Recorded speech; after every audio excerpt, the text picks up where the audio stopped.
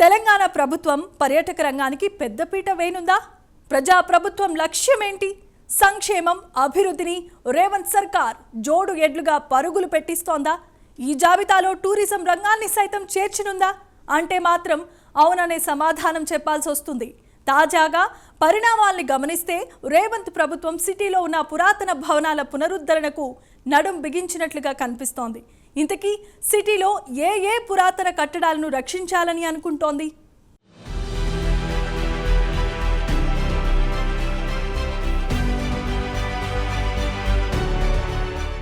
హైదరాబాద్ మహానగరంలోని ఎప్పుడో నిర్మించి ఇప్పుడు శిథిలావస్థలో ఉన్న మెట్ల బావుల పునరుద్ధరణ కోసం రేవంత్ సర్కార్ నడుం బిగించింది. ఈ మేరకు సిఐఐతో తెలంగాణ పర్యాటక శాఖ ఒప్పందం చేసుకుంది. ఈ కార్యక్రమంలో సీఎం రేవంత్ రెడ్డి ముఖ్య అతిథిగా పాల్గొన్నారు. మూసీ నది పరివాహక ప్రాంతాల్లో ఉన్న పురాతన భవనాలను పర్యాటక ప్రాంతాలుగా తీర్చిదిద్దుతామని చెప్పారు రేవంత్. ఇందుకోసం పారిశ్రామికవేత్తలు ముందుకొచ్చి ప్రభుత్వానికి అండగా నిలవాలని కోరారు. హైదరాబాద్ సంస్కృతిని ప్రతిబింబించే కట్టడాల పరిరక్షణలో భాగం కావాలన్నారు. కాంగ్రెస్ సర్కారు సంక్షేమంతో పాటు టూరిజంపై కూడా స్పెషల్ ఫోకస్ పెట్టిందన్నారు. ఇప్పటికే మూసీ నది ప్రక్షాళన కార్యక్రమాన్ని ప్రారంభించామని చెప్పారు. గత ప్రభుత్వాల నిర్లక్ష్యం ఫలితమే ఎన్నో హిస్టారికల్ బిల్డింగ్స్ శిథిలావస్థకు చేరుకున్నాయన్నారు.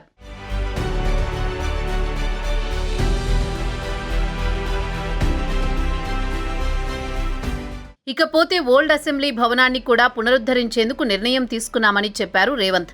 పునరుద్ధరణ తర్వాత శాసనమండలి సభను అక్కడ ఏర్పాటు చేస్తామన్నారు. ప్రస్తుతం మండలి ఉన్న జూబ్లీ హాల్కు చారిత్రక ప్రాధాన్యత ఉందన్నారు CM Revanth Reddy. Special technology ఉపయోగించి ఆ భవనాన్ని నిర్మించారన్నారు. అందుకని ఈ భవనాన్ని భవిష్యత్తు తరాలకు సైతం అందించేలా రూపుదిద్దుతామని చెప్పారు. జూబ్లీ హాల్ను ఎలాగైనా పరిరక్షించాలని సిఐఐని కోరారు. ఇక నైజాం కట్టడాల్లో మరో పురాతనమైనది ఉస్మానియా ఆసుపత్రి. ఈ భవనాన్ని సైతం పరిరక్షిస్తామని, ఉస్మానియా ఆసుపత్రిని గోషామహల్ స్టేడియానికి తరలిస్తామన్నారు.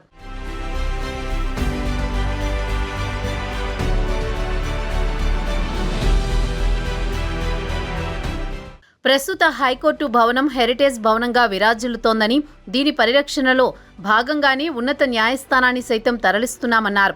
హైకోర్టు నూతన భవన నిర్మాణం కోసం రాజేంద్రనగర్ ప్రాంతంలో దాదాపు 100 ఎకరాల స్థలాన్ని కేటాయించామన్నారు.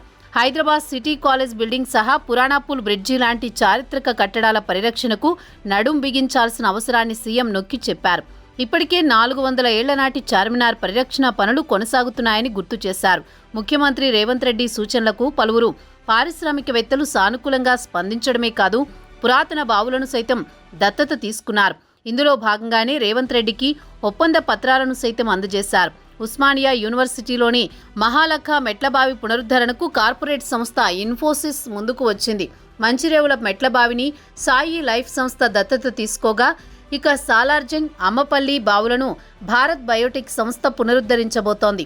అడిక్మెట్లోని మెట్లబావిని దొడ్ల డైరీ, ఫలక్నుమా మెట్లబావిని టీజీఆర్టీసీ దత్తత తీసుకున్నాయి. ఇక ప్రఖ్యాత రెసిడెన్షీ మెట్లబావిని పరిరక్షణ బాధ్యతను కోటి ఉమెన్స్ కాలేజీ స్వీకరించింది.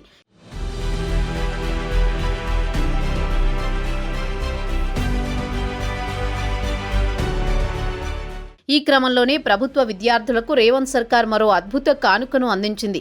రాష్ట్రంలోని పర్యాటక, చారిత్రక ప్రాంతాలను ఉచితంగా సందర్శించే అవకాశం కల్పించింది. స్వయంగా ముఖ్యమంత్రి రేవంత్ రెడ్డి ఈ మాటను వెల్లడించడంతో రాష్ట్రంలోని ప్రభుత్వ పాఠశాలల్లో చదువుకుంటున్న విద్యార్థులు సంబరపడుతున్నారు. ఈ పథకం పేరును తెలంగాణ దర్శినిగా అమలు చేస్తున్నారట. ఇందుకు సంబంధించిన జీవోను ప్రభుత్వం ఇప్పటికే జారీ చేసిందని రేవంత్ అన్నారు.